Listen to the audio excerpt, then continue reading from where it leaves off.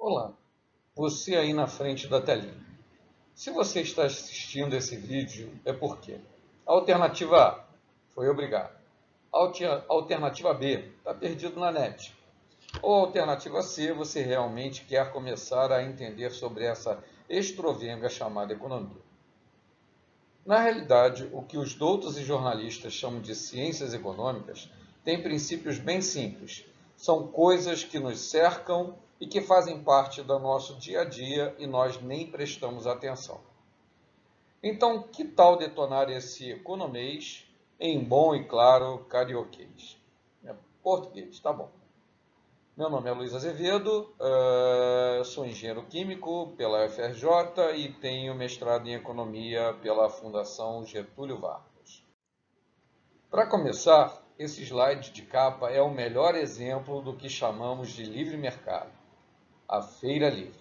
Numerosos compradores, numerosos vendedores e todos realizando trocas voluntárias. Esses nossos bate-papos sobre noções de economia são uma adaptação livre dos vídeos do economista, professor e pesquisador Adolfo Sachida. Para aqueles que gostam de mais informações, recomendo o livro Introdução à Economia, do Gregory Mankin. Afinal, o que é economia? De onde vem essa palavrinha economia? Só podia ser dos chatos dos gregos. Porém, já faz um bom tempo que os gregos não são lá muito bons nesse assunto, não é mesmo? Para ser bem honesto, eles são péssimos. Claro que você já ouviu a expressão BRICS: Brasil, Rússia, Índia, China e incluíram depois a África do Sul. É um conceito estúpido, mas depois falamos a respeito disso.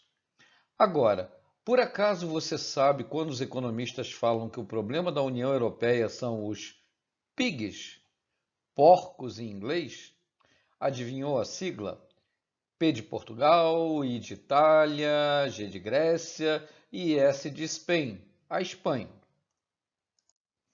Então, voltando ao slide. Economia vem da soma de dois termos em grego, oikos mais nomos, o que significa basicamente administração doméstica. Agora, imagina você falar para os metidos economistas que se consideram semideuses, como Henrique Meirelles ou Guido Mantega, que eles são simplesmente administradores domésticos. Acho que eles teriam um ataque de pelanca. Fico imaginando a cena. Gosto muito da Grécia, das ilhas gregas, Mykonos, da história clássica, mas em economia, atualmente eles são melhor representados pelas ruínas gregas. Como curiosidade, a crise grega se iniciou em 2007, após as festejadas Olimpíadas de Atenas de 2004, onde o governo grego queimou rios de dinheiro na pira olímpica. E a crise se estende até hoje. De 2011 a 2015, teve uma brutal recessão e um auge em 2015, com quebra financeira. Foi uma correria pelos bancos centrais europeus, principalmente do alemão e do francês, que temiam um efeito cascata que poderia levar a Itália, sétima economia do mundo, e a Espanha juntos. No slide, o Olimpo, ou o céu da mitologia grega, substitui os antigos deuses, Zeus, Palas Atenas, Hermes, Hera, por novos deuses. Spoilos, ou o estragado, o deus dos funcionários públicos mimados. Tu generos, muito generosa, a deusa dos excessivos benefícios do governo. Ioiu, eu ou você, o deus da enorme dívida pública. Europanic, a deusa dos aterrorizados bancos europeus. Austerity, austeridade, o deus dos dolorosos cortes no orçamento. Qualquer semelhança com o Brasilzão é mera coincidência, gente. Só mais uma curiosidade. Nas cidades gregas, tinham mais automóveis de luxo per capita, Mercedes-Benz, BMWs, do que nas próprias cidades alemãs. Dá para ter uma ideia, né? Sério, o que você entende por escassez? Basicamente significa falta, ausência, ter pouco, ou pelo Aurélio, qualidade de algo escasso, isto é, raro. Agora vamos falar de pessoas e dos desejos das pessoas. Você, se eu lhe perguntar agora quantas coisas você gostaria de ter ou mesmo de fazer, com toda a certeza, a lista não seria pequena. Podemos até dizer que seriam ilimitados. Agora imagine isso em escala planetária. Seriam mais ou menos 7 bilhões de indivíduos com desejos ilimitados. A pergunta então, como seria possível o planeta atender a todos? Chegamos à triste conclusão. Os desejos humanos são infinitos, mas os recursos são limitados. Se você pensar bem, a água, o ar e até o próprio tempo são recursos escassos. Daí, vamos chegar à bonita definição sobre a economia. A economia é o estudo de como a sociedade administra seus recursos escassos. Simples, não? Se os recursos são finitos e limitados, e portanto escassos, todos e tudo possuem limites e restrições de recursos. Por exemplo, o tempo. O dia só tem 24 horas. Outra, gastar o que não tem. Você vai gerar endividamento, o que significa uma restrição intertemporal. Você terá para gastar menos no futuro. Observe que eu estou falando em gastar despesa e não investir, que tem outra análise que é risco-retorno. Ou uma restrição tecnológica, como por exemplo estocar vento. Isso ainda não é possível. Bom exemplo de restrição no slide é o dilema do vendedor. Você fala que o cliente só pode escolher duas opções ao mesmo tempo. Tipo, se ele escolhe bom preço e prazo curto, provavelmente a qualidade é baixa. Se escolhe um bom preço e qualidade, provavelmente vai receber isso num prazo mais longo. Se escolhe qualidade e prazo curto, com certeza o preço vai ser alto. O grande problema dos governos e políticos é achar que não existem limites, né? Aumentam as despesas, aumentam o número de funcionários, aumentam o pacote de bondades e, ao mesmo tempo, que tem redução ou baixo crescimento das receitas. Portanto, eles aumentam o rombo fiscal, além de queimarem dinheiro em péssimos investimentos. É só lembrar do BNDES, as obras das Copas, das Olimpíadas, e aí por aí vai, né? E o que eles fazem quando acontece isso? O governo ou o Estado ou ele imprime moeda sem valor, gera inflação, ou ele vai emitir título de dívida, as famosas letras do Tesouro Nacional, que vendem para você e que empurram o abacaxi para as próximas gerações, seus filhos e seus netos.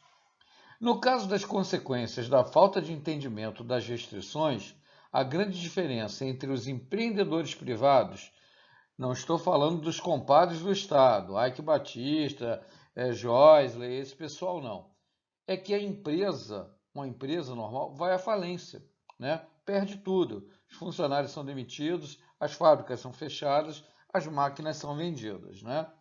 Já quando isso ocorre com o governo ou o Estado, a gente tem os casos do Estado do Rio de Janeiro, que quebrou, o Estado do Rio Grande do Sul quebrou, o Estado de Minas Gerais está praticamente quebrado, né?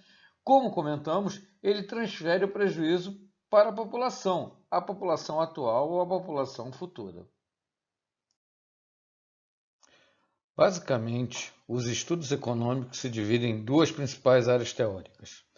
A microeconomia, que busca entender como os indivíduos, as famílias e as empresas tomam as decisões e interagem com o mercado, e a macroeconomia, que são os estudos dos fenômenos da economia como um todo, e que procuram compreender e explicar o desemprego, a inflação e o crescimento econômico.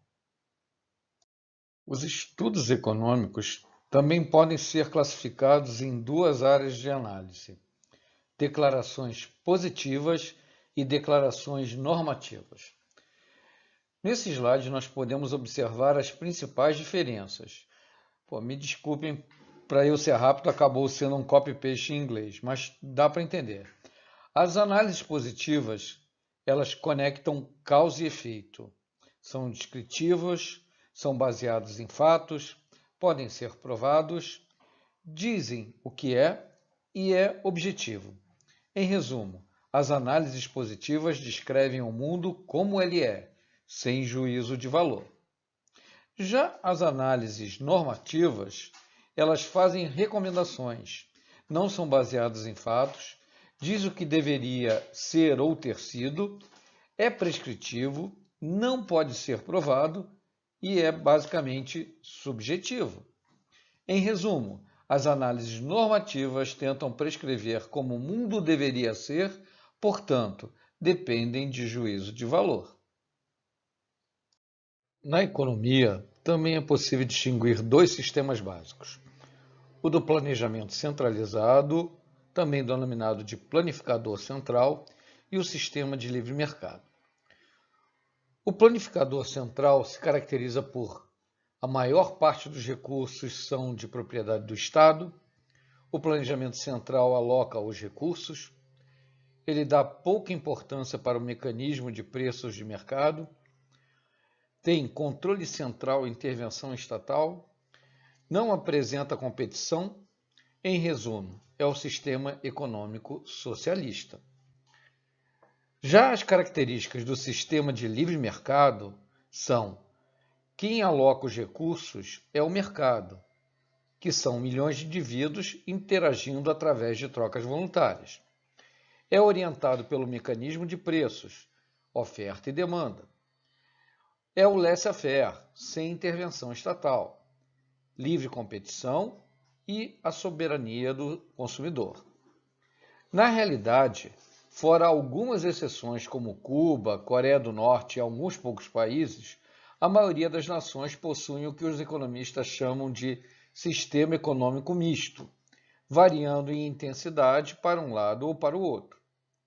Um exemplo claro é assim: não é possível dizer que a economia chinesa das últimas décadas é totalmente socialista. Como também não é possível descrever o sistema econômico vigente no Brasil com tamanha intervenção do Estado de vivermos no sistema capitalista. É possível, numa simples foto, apresentar claramente as diferenças entre o que é o planejador central e o que é o livre mercado. É engraçado, mas é a realidade. Afinal, se economia é uma ciência, por que os economistas divergem? Por que escutamos e lemos tantas opiniões de economistas famosos tão diferentes, para não dizer antagônicas, sobre tantos assuntos? É possível distinguir dois principais motivos. O primeiro, a divergência de julgamento científico das teorias positivas, por exemplo, as causas da inflação. No marxismo, é atribuído a causa da inflação ao conflito de distribuição de renda. Já para os economistas clássicos, é um fenômeno monetário, o excesso de oferta da moeda. O segundo ponto de divergência, ou a segunda razão de divergência, é em relação à hierarquia dos valores morais, o que gera visões normativas diferentes. Por exemplo, no marxismo, o principal valor moral é a igualdade. Já para os economistas clássicos, é a liberdade. Com relação às figuras no slide, provavelmente a grande maioria já viu a foto e ouviu falar de Karl Marx, o teórico do sistema comunista. Mas, provavelmente, poucos conhecem ou ouviram falar do senhor ao lado, Ludwig von Mises, da escola austríaca, e um dos principais teóricos dos ciclos econômicos. Antes de terminar esse episódio, gostaria de convidar vocês a assistirem um pequeno vídeo, né, que foi baseado numa das várias e muitas contribuições de visões do Milton Friedman, né, Nobel de Economia, um economista da Escola de Chicago, né, e ele fala sobre a economia de uma maneira muito simples e direta, e esse vídeo expõe a vocês mais ou menos como é que a gente entende a simplicidade de um lápis e a complexidade para que esse lápis esteja na sua mão hoje em dia, né? Então é interessante assistir o vídeo e depois a gente pode comentar em outros episódios.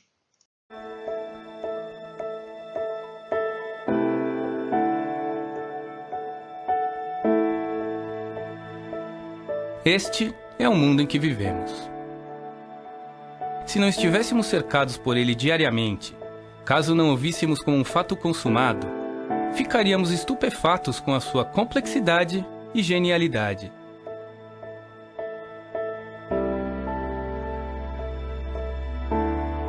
Este é um lápis comum, feito de madeira.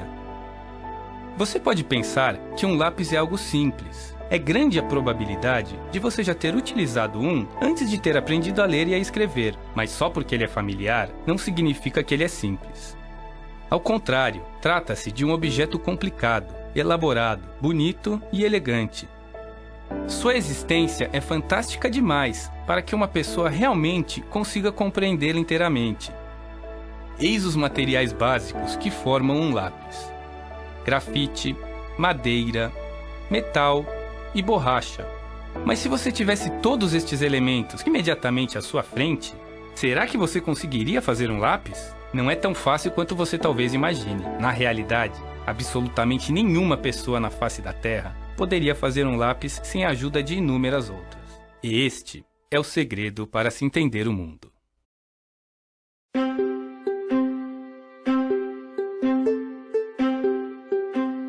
Um lápis, assim como você e eu, é o resultado final de uma vasta e complexa árvore genealógica. Uma verdadeira sinfonia que se espalha por todo o globo.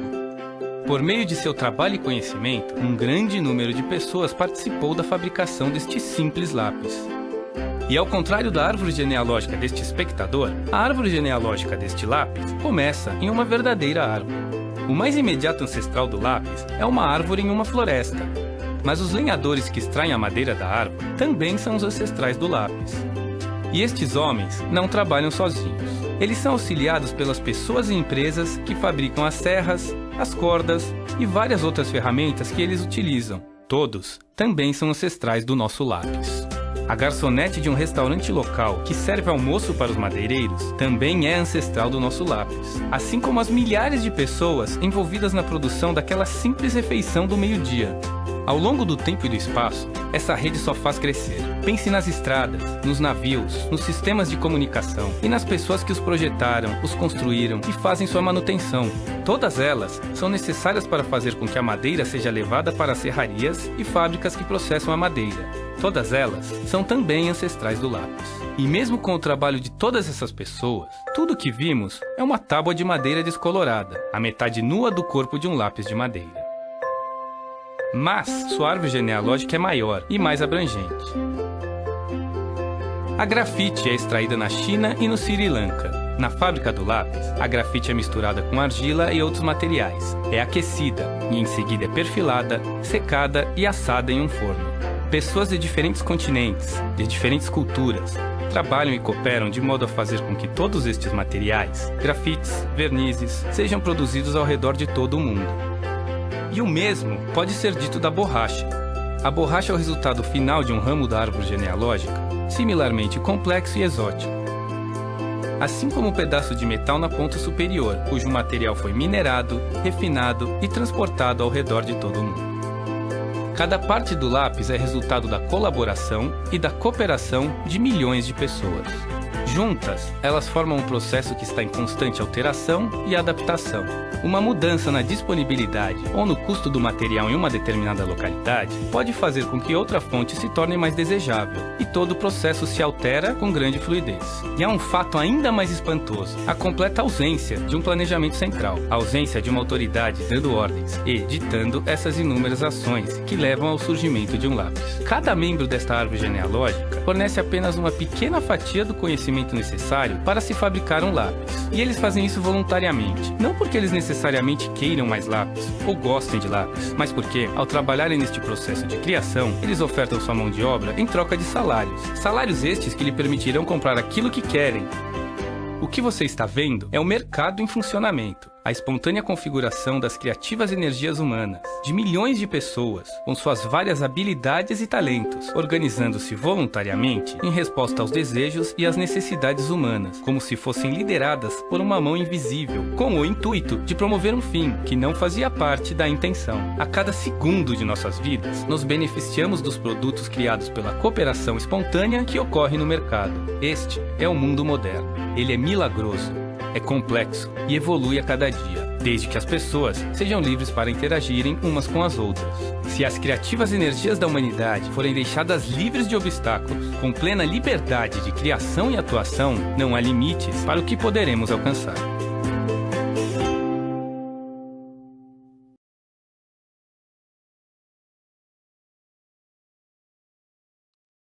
Bem, eu gostaria de agradecer pela sua audiência e pelo seu interesse.